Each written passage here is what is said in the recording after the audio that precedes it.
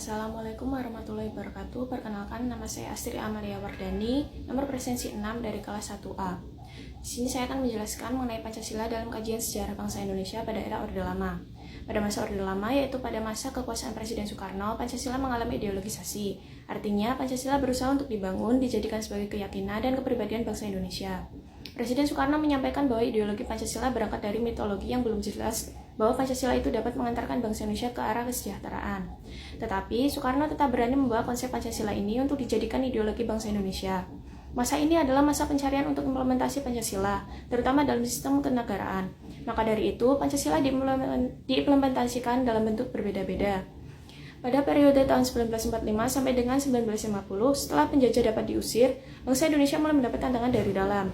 Dalam kehidupan politik, sila keempat yang mengutamakan musyawarah dan mufakat tidak dapat dilaksanakan karena demokrasi yang diterapkan adalah demokrasi parlementer. Persatuan rakyat Indonesia mulai mendapatkan tantangan dengan munculnya upaya-upaya untuk mengganti Pancasila sebagai dasar negara dengan paham komunis oleh PKI melalui pemberontakan di Madiun pada tahun 1948. Selain itu, ada juga DITII yang ingin mendirikan negara berdasarkan ajaran Islam.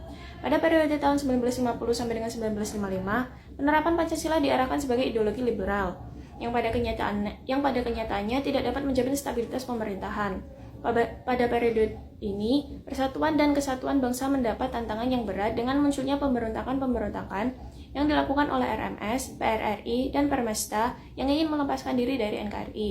Dalam bidang politik, demokrasi berjalan lebih baik dengan terlaksananya pemilihan umum tahun 1955 yang dianggap sebagai pemilihan umum yang paling demokratis. Akan tetapi, anggota konstituante hasil pemilihan umum tidak dapat menyusun undang-undang dasar seperti yang diharapkan. Pada periode tahun 1956 sampai dengan 1965 dikenal sebagai demokrasi terpimpin. Akan tetapi, demokrasi justru tidak berada pada kekuasaan rakyat yang merupakan amanah nilai-nilai Pancasila.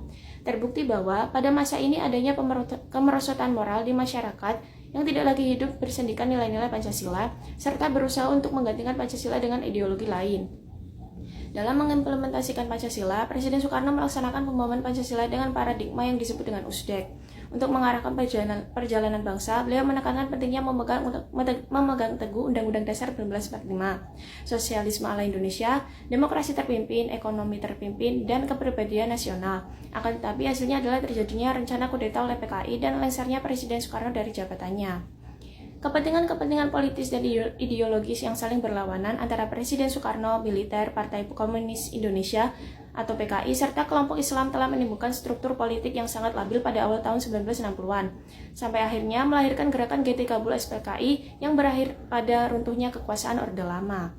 Sekian dan terima kasih. Wassalamualaikum.